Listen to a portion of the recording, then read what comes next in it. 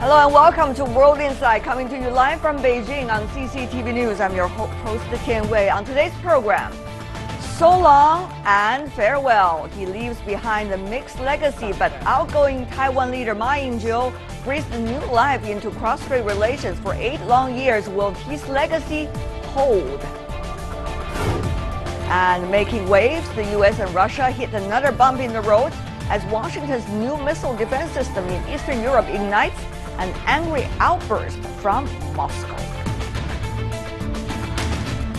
Over the past decades, cross-strait ties have been through good and bad times. It began to warm up after Ma Ying-jeou from the mainland-friendly Kuomintang Party came to power in Taiwan in 2008. Ma fostered closer exchanges in a wide range of sectors, including the economy, the culture, education, and tourism. The leader will be stepping down on May the 20th after completing his second term in office. So what could we expect the cross-strait ties in the new leadership? Taiwan leader Ma Ying-jeou is about to leave office. Ratings of his administration reached 23%, an increase of 7% from a year ago. It is also the highest in his second term.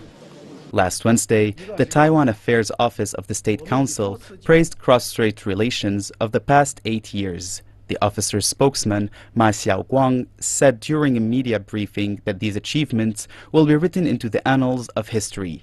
He added that the accomplishment is obvious to all and cannot be denied. It was not until 2008, following Ma Ying-jeou's election victory and the rapid warming of cross-strait relations, that a communication mechanism to tackle day-to-day issues was established. From the 1992 consensus, Beijing and Taiwan conducted 11 high-level talks.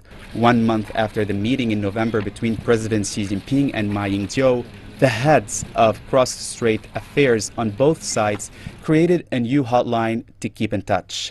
After Ma Ying-jeou became leader of Taiwan, talks were kick-started and progress made in the areas of transport and economy. In the past 8 years, total volume of cross-strait trade topped $1 trillion, with Taiwan seeing a surplus of nearly $500 billion. The Chinese mainland had traditionally barred Taiwan from formally joining international organizations as a country. Since 2009, Taiwan has attended the World Day as an observer under the name Chinese Taipei, a concession by Beijing seen as a result of warmer cross-strait ties. In this year's letter of invitation to Taiwan, World Health Organization Director General Dr. Margaret Chan brought up the spirit of the One China principle. It is believed the language was meant as a reminder to the more pro-independence Ing-wen, who will take office as Taiwan's leader this week. With the handover of leadership in Taiwan, cross-strait relations have entered a crucial stage. All eyes are on Tsai as she decides what comes next. For more on the cross-strait ties and what's going to happen in Taiwan after the leadership change, we are joined in the Beijing studio, Mr. Zhong Ho-tao, researcher in the Taiwan Studies Office at the Chinese Academy of Social Sciences. Welcome to our program. Meanwhile, in Taipei, we're joined by Ms. Joanna Lei, former legislator and also head of research at the Changhua 21st Century think tank. And in Washington, D.C., in the U.S., we're having Mr. Douglas Paul, Vice President of the Carnegie Endowment for International Peace. Welcome to the three of you. First of all, Mr. Ma Ying-jeou, with the leadership change on May the 20th, that the governance capability of the Taiwan authorities should not go down compared to during his office time. Ms. Lei, what do you expect might happen? What exactly should be the standards?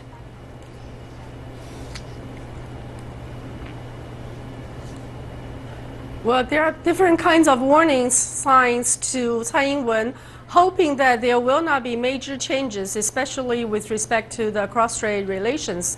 Ma Ying-jeou's last days in the office has been widely praised, especially in terms of his position taken on the territorial disputes with Japan. So he is enjoying about the highest level of approval rating in his second term. So as such, he is a bit more bold in terms of giving advice to his successor, Tsai Ing-wen. That is very true. If we take a look at this chart, the recent ratings of Mr. Ma Ying-jeou, the current leader of Taiwan, of course, he's likely to step down on May the 20th. Instead, Ms. Tsai Ing-wen is going to come into office. Take a look at this graphics of his administration, Mr. Ma, a jump of 7% from a year ago, hitting 23%. It is also the highest in his second term so far. Ma's predecessor, Chen Shui-bian's rating was at 13% at the end of his 8 years in power in the year 2008, nearly 10% lower than Ma's. So that's quite a comparison over there. Of course, this is quite a number for Mr. Ma Ying-jeou, who had suffered from low ratings over the past few months, if not a few years. Having said that, though, Mr. Zhong, there are a number of issues, it seems, that Mr. Ma mentioned. Yeah. One is the protection of the Taiwan fishermen. Back in 2008, the Japanese Coast Guard vessel hit the Taiwan fishermen's ships, and the Taiwan fishermen were caught. And Mr. Ma Ying-jeou since then expanded the Coast Guard input financially and tried to expand as much as possible its capability to protect the fishermen.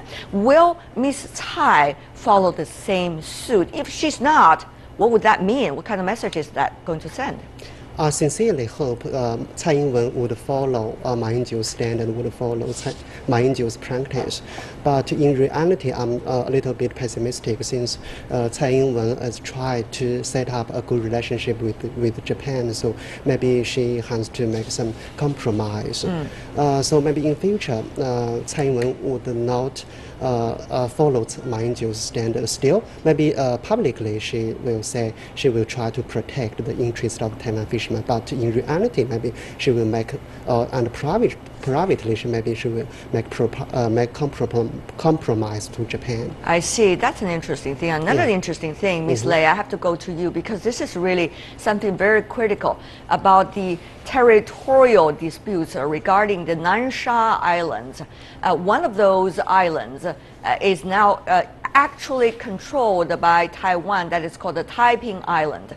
And in Mr. Ma's administration, he was stepping onto the island itself and tried to make sure the world understands this. And now, also under his term, the government in Taiwan authorities is actually asking the International Tribunal of Arbitration, their arbiters, to come to the island to take a look at it in order to get to know the facts.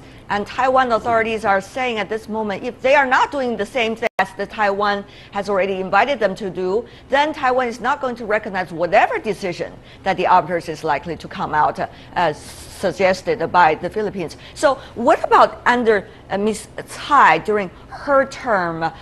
What kind of balance is she likely to take?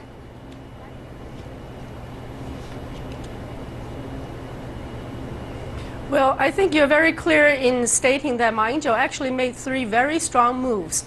One is declaring Taiping Island is habitable island, invited international reporters, including CNN reporters, to visit the island. The second one was personally going to Pengjiayu, which is extremely close to Diaoyutai Islands.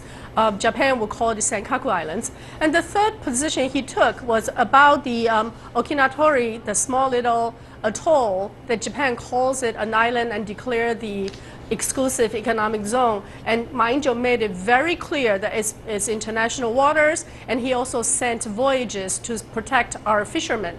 All three moves were extremely bold.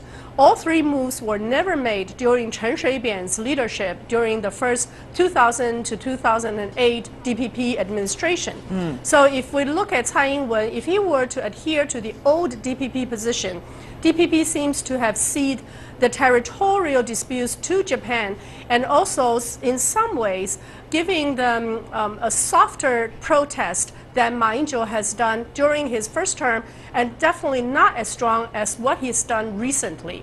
So Tsai Ing-wen, though she has cleared and claimed that the sovereignty is a non-disputable issue, I suspect that she would follow Chen Shui-bian's first term and do a slightly softer protest against Japan, which is consistent with DPP's position, especially because they try to appease Japan and try to build really strong relationship and alliance with Japan. All right, one is territorial disputes, the other is the fishermen's safety issue, and of course it is the economy, isn't it? I mean, every election, even in local territories, is about the economy. So let me come back to you, to Mr. Paul, because one of the issues during Mr. Ma Ying-jeou of the Kuomintang's time in Taiwan over the past 8 years has a lot to do with the deal with the United States. It's the import of beef. There were certain chemicals being used in the beef, and there was big uproar on the island against that. And at the time, DPP was very much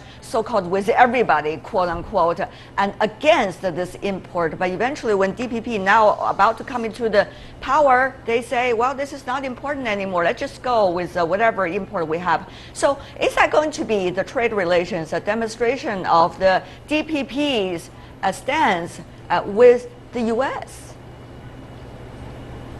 Well, what I've heard from the people who will have a prominent role in the DPP administration is that they're going to take a more pragmatic approach to trying to resolve the technical difficulties in getting to open imports of beef and pork, especially pork, from American producers.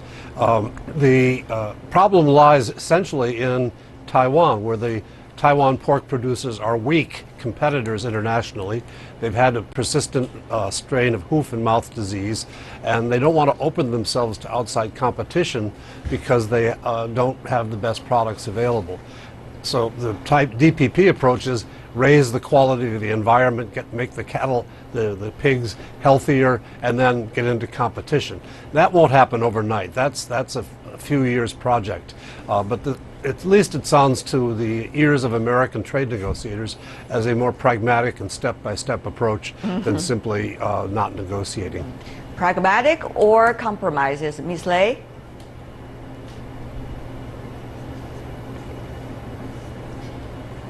Well, certainly in all the discussions, both in Ma's administration and the incoming Tsai administration, they've claimed that U.S. pork and beef will be our ticket to TPP.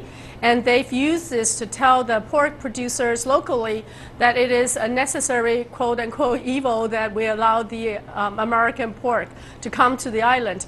I think DPP has made it very clear that they will follow Codec and probably will gradually easing up the opening of U.S. pork to the island. However, if you all recall, it was a big uproar last time around when Ma Ying-jeou's government tried to do the same thing, and lots of street protests happened. So it is certainly a very major issue and still will be a very thorny issue for Tsai Ing-wen to navigate through. However, their position seems to be rather clear. If the import of the beef and pork is already a big issue, then what a big issue that would be if it is really the trade and economic ties between Taiwan and the mainland. Ms. Lei, at this moment, doing huge trade surplus with the mainland, that's a rare phenomenon among any economic entities in the world today. But if 1992 consensus, which the mainland is regarding as a key principle document, not being recognized clearly by the DPP, at least by Ms. Tsai and the current to be thrown in authorities in Taiwan, what's likely to happen to this trade relations from the Taiwan perspective? Ms. Lei.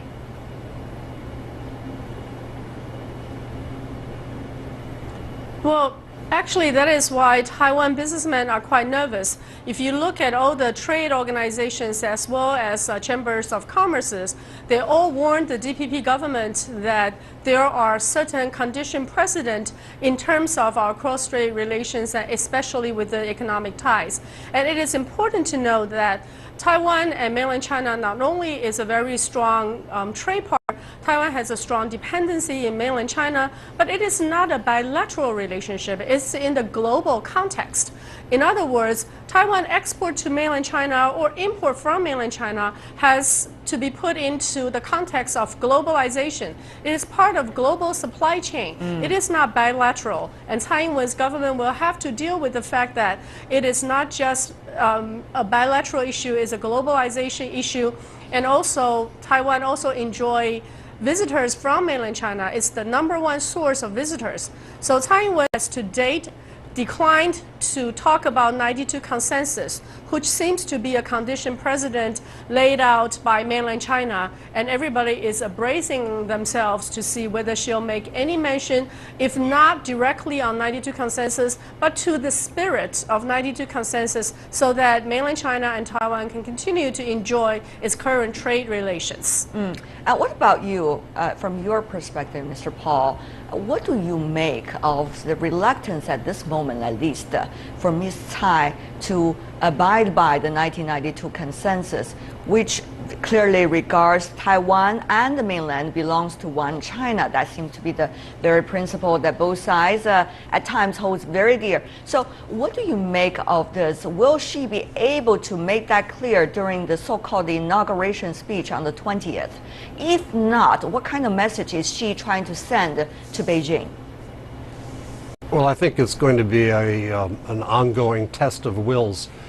She has a long-standing record of not accepting the 92 consensus, and I don't expect that she ever will.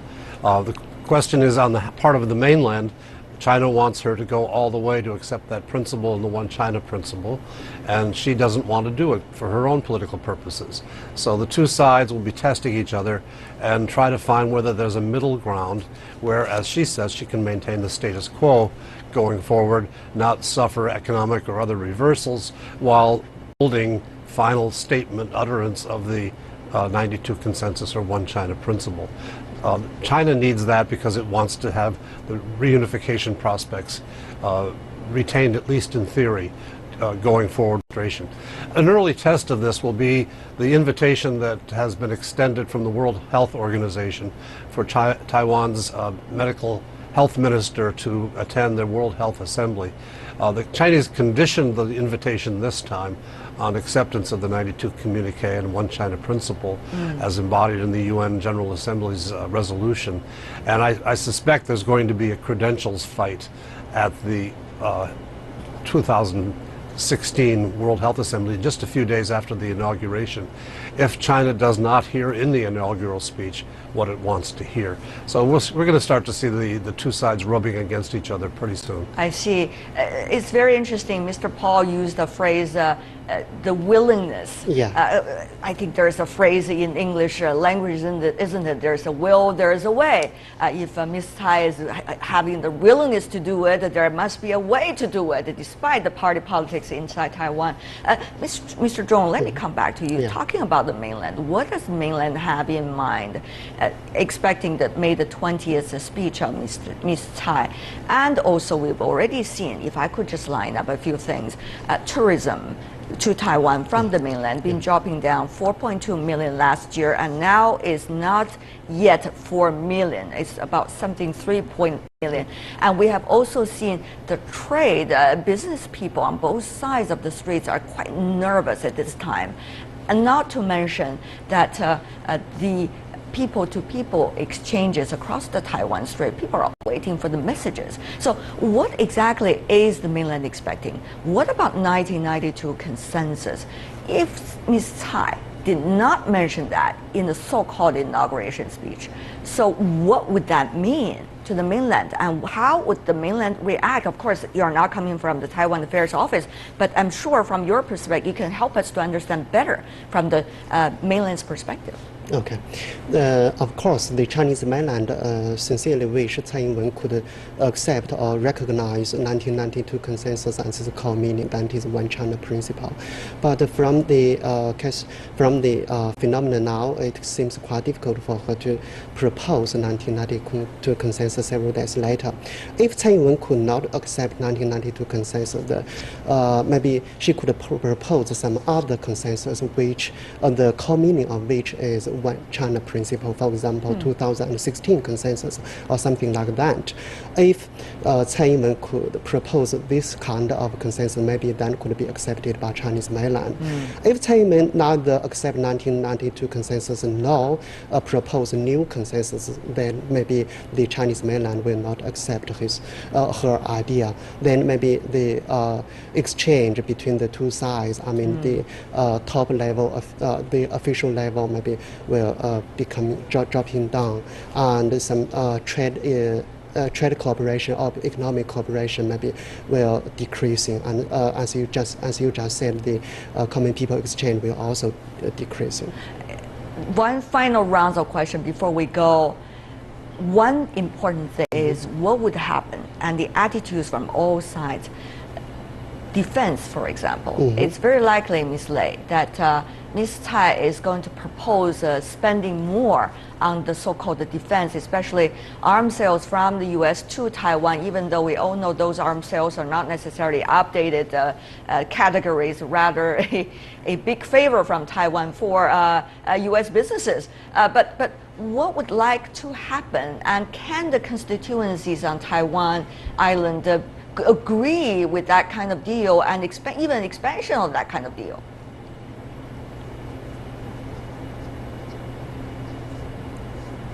Well, again, drawing an analogy with Chen Shui-bian's administration, if you all recall, when Chen Shui-bian first got onto the office, he proposed a 610 billion NT dollar arms acquisition from the United States.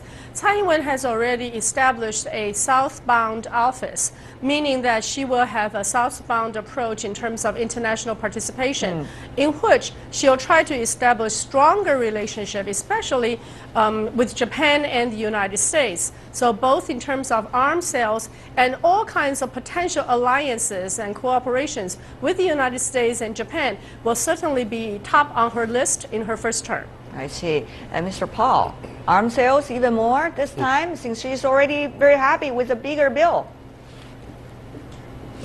I think that's likely to be the case, and moreover, we'll have a new American administration in the first part of 2017, and normally when new administrations come in, they look for an opportunity to discharge what they see as their responsibility to make sales of new types of equipment to Taiwan early in the administration, before the connections with the PRC begin to get in the way of making that kind of decision later on. So I think the cards are in place for some kind of substantial arms sale. Possibly at the end of the Obama administration, more likely at the beginning of whoever the next president is. And Mr. Zhong, here in Beijing, China, the mainland has always been against the arms sales from the U.S. to Taiwan regarding the safety across the Taiwan Strait and security. What is, once again, the fundamental issue in this? The fundamental issue is highly related to the Chinese sovereignty and territorial integrity. So if the United States continue to send arms sales to Taiwan, then it highly intervene Chinese territorial integrity and sovereignty. So the United States should stop this kind of activity to protect the relationship between the U.S. and China. Well, given all of the points we touched on, there's likely to be a lot of debates to come for years and months at least. For now, thank you so much for the three of you for your participation and also your insights. Zhong Hotao here in Beijing, Joanna Lei in Taipei, and also Dr. Paul in Washington, D.C. Thank you so much for being with us, the three of you. Stay with us here on World Insight. We got our final segment coming right up. Rising tensions, U.S.-Russia relations hit another setback as a new missile defense system launched in Eastern Europe last week draws fury from Moscow again. Welcome back. You're watching World Insight on CCTV News. The U.S. has activated a missile interceptor with an $800 million price tag in southern Romania last week. It will be integrated into the NATO missile shield in July. On Friday, Washington announced the construction of an anti-ballistic missile defense site in Poland. The U.S. and NATO says the missile defense system is aimed to protect European NATO states against Iran's missile program. But Russia calls it a security threat. Taking offense. The U.S. has activated a land-based missile defense station in Romania, which forms a part of a larger and controversial European shield. Senior U.S. and NATO officials attended the ceremony last week in Deveselu, southern Romania. The site is basically designed for intermediate range and long range ballistic missiles that are emanating primarily from the Middle East. One day later, the U.S. broke ground on an anti-ballistic defense site in Poland. The Kremlin has responded angrily. We continue to view the destructive activities of the U.S. and its allies in the missile defense sphere as a direct threat to international and regional security and stability. This significantly complicates the strategic situation in Europe. Russia also accused the U.S. move of violating the Intermediate Range Nuclear Forces Treaty. Moscow believes the shield's main goal is to weaken its own strategic nuclear capabilities, but NATO denies this. Missile defense is for defense. It is defensive. It does not undermine or weaken Russia's strategic nuclear deterrent. However, Russia obviously isn't buying it. This is not a defense system. This is part of a U.S. nuclear strategic potential brought onto a periphery. Now, as these elements of ballistic missile defense are deployed, we are forced to think how to neutralize the emerging threats to the Russian Federation. The NATO missile defense system was first proposed by the U.S. in 2007 to protect its European allies from Iran's missile attacks. The Bush administration signed deals to base interceptor missiles in Poland and a radar in the Czech Republic in 2008. However, President Obama shelved the plan in 2009, then replaced it with defense plan against short and medium-range missiles using the Aegis system. In 2010, Romania agreed to join in the defense system. Then in 2012, NATO declared that the missile defense system had reached interim capacity. Spain is hosting U.S. Aegis warships, and Romania has switched on its land-based missile defense station. When the final site in Poland is ready in late 2018, NATO will realize its long-term goal. As hard as Russia has protested and tried to bring all this to a halt, construction of NATO's missile system continues. And for more on the discussion about this topic, we're joined in Washington, D.C. by Mr. Kurt Volker, former U.S. ambassador to NATO. Welcome to our program from Moscow. We're having Mr. Pavel Felgenhauer, Russian defense analyst. Welcome as well. And also joining us from London, inside Europe, we're having Mr. Łukasz Kulesa, who is the research director at the European Leadership Network. Originally from Poland, he is. Welcome to the three of you. So, the U.S. is suggesting, together with NATO, that this is defensive rather than offensive. Mr. Felgenhauer, do you think Russia buys that idea? Well, it's understood well in Moscow that at present this missile defense base in Romania does not actually seriously threaten the Russian nuclear strategic deterrent. But there is a fear, and it has been expressed also by the Russian President Vladimir Putin, that this may be not just simply missile defense, that under the guise of missile defense against Iran, and actually on a double-use basis being deployed in Romania, which may be used for a first decapitating strike against Russia, basically to knock out the Russian political and military leadership. All right. So that's seen as very serious, that's seen as undermining the INF treaty, and that's right now most likely seen as the main threat. It's the double use of this base. Okay, so let's talk about some of the points you just raised. Mr. Kulesa, targeting Iran, really? I mean, Iran has just signed a deal with the P5+1, and it seems that the implementation process is going on. So why targeting Iran? If targeting Iran, that would be going against the principles of that specific agreement. Mr. Kulesa. Well, no, let's remember that the whole project did not start yesterday, that in the early 2000s there were actually projects and reports which predicted that Iran would pursue both nuclear weapons to the very end and having nuclear weapons, and also developing the ballistic missile program going through intermediate range to even intercontinental missiles capable of striking the United States. So we had actually the projections which justified the development of the system. Right now you are absolutely right saying that the things look good on the nuclear side, but let's remember that Iran continues developing ballistic missiles, and there are also other countries in the region that right now have or can have in future similar ballistic missiles. Okay, let me have Mr. Pelgenhauer to respond very briefly to what Mr. Kulesa just said. As I said, this is Moscow does not see Iranian threat or any other Middle Eastern country threatening Romania.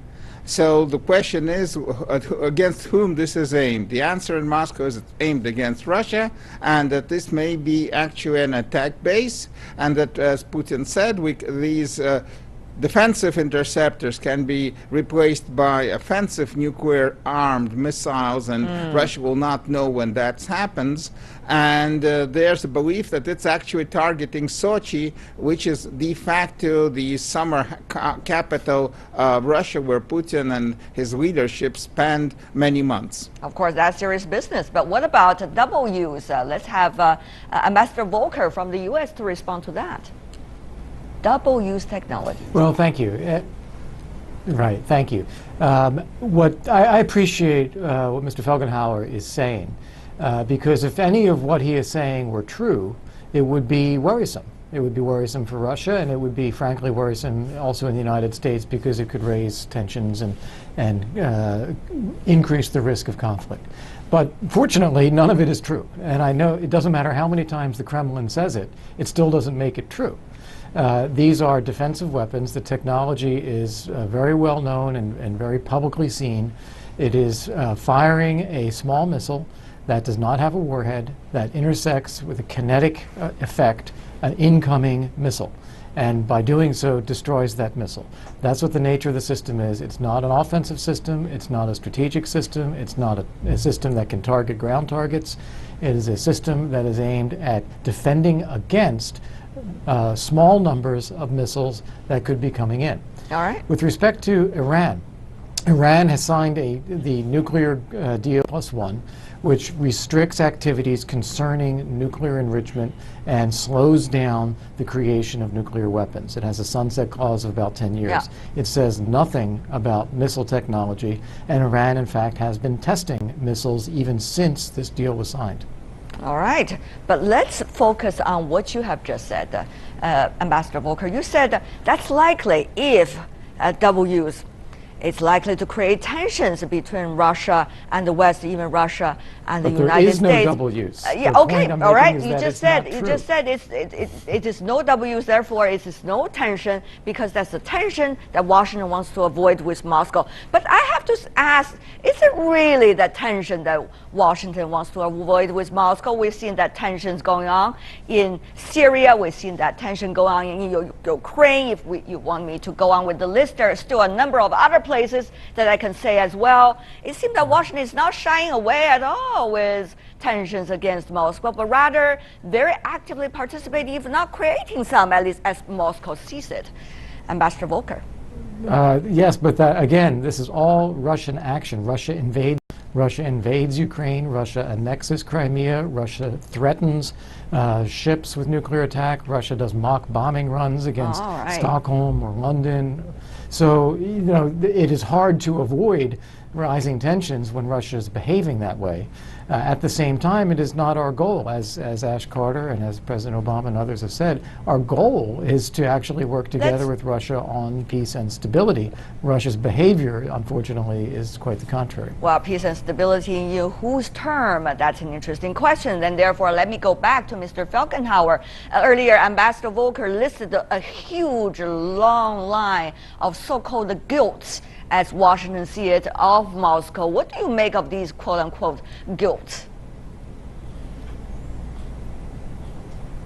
Well, it's a serious problem because there is no right now trust at all between Moscow and Washington, and arms control and arms restraint is based on trust. And if there's no trust, I mean, the Americans can say as much as they wish about that this is not double use. The Russian generals will say to the Kremlin, you know, we have secret reports and intelligence that it is double use. So it's going to be pushed back and forth, and the tension is going to rise, and maybe the last vestiges of arms control are right now really threatened with the INF Treaty. And there is some pressure from the military-industrial complex in Moscow on the Kremlin to abandon INF and maybe actually resume nuclear testing. That's also a possibility. And that's not good for anyone.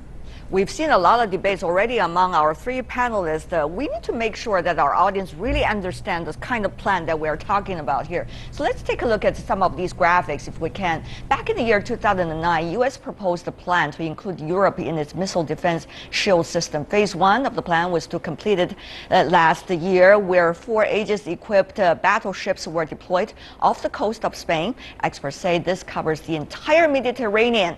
Phase 2 of the system is land-based and located in Romania, with an ambitious aim to cover the Black Sea. Phase 3, located in Poland, NATO says it will be put into use in the year 2018. This would cover the Baltic Sea, quite a big areas, 3 of them over there. You can see on the map. There we go. Mr. Kulesa, the distrust is there. So the question is, should we proceed more west by building more of these systems, and phase 2 and phase 3 completed all of them without Russia's input? Or should we take a step back and think how trust can be created? Mr. Kulesa.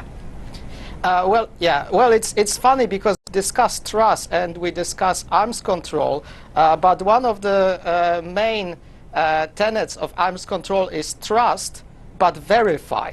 And the funny part is that we actually been in some discussions with Russia in 2009, 2010 about ways in which we can increase transparency of the site. And there were discussions about allowing Russians to actually enter these installations and check what is behind missile canister, whether it is a defense weapon or an offensive Tomahawk cruise missiles. And at that point, unfortunately, the Russian side decided that they want to play for more. They want to play for a co-decision over deployment of this system. And that was a bit too far for the United States and NATO. But let's remember that these proposals were on the table. But about the future, right now NATO looks very much united, and Russia helped a lot with its very dangerous rhetoric and some actions. So I would see the two sides being built and operational, but at the same time, I don't see personally any willingness in NATO to go beyond that, to go anything that would actually put the Russian strategic forces under the threat. So NATO is doing what it's planning to do and what it said it would do, but doesn't really at this point want to go any further. Well, Mr. Kulek, about united NATO, that's an interesting message, given the fact that the economies of many of those European countries are suffering a lot. There's a lot of responsibilities being kicked around as to who should provide the money for a future build-up of the military. But let me come back to you, Ambassador Volker, before we go. What about the U.S. Relations with Russia, if trust is not being built, is there any likeness of trust being built by the current administration likely to leave the office very soon? And of course, you have presidential campaign likely to go on very soon in your country as well. Meanwhile, let me just mention another factor that it seems Washington is challenging Russia militarily, while at the same time sending certain kinds of military message to China as well. Many wonder what would that mean for Washington to challenge another two big nations as well when it comes to defense. Very briefly from you, Ambassador Volker. Sure. So point one, the United States is not challenging Russia. Russia is invading neighbors, occupying territory, annexing territory, and threatening NATO countries. And part of the job of NATO is collective self-defense. Right. So we've had to reverse the trend in the massive declines in Europe in defense capabilities in order to be capable of protecting NATO allies. In Asia, as we've talked about in other conversations, China is also changing its approach to its territorial claims, and that has caused some rising tensions. The U.S. is trying to just maintain what had been a very stable situation over a long period. Okay, we're running out of time. I guess we will have to leave it for another round of discussion to see some new developments on all fronts. For now, thank you so much, the three of you, Kurt Volker, Pavel Felgenhauer, and Lucas Kulesa. Gentlemen, thank you for being with us. That is all the time we have for today. If you'd like to see more of a program, visit our website. Just type in World Insights CCTV News into your search engine. You will be able to find us, or you can also check out our YouTube channel. From me, Tianwei, and everyone at the World Insight team, thanks for watching. And tune in again tomorrow for more insights from across China and around the world. Good night.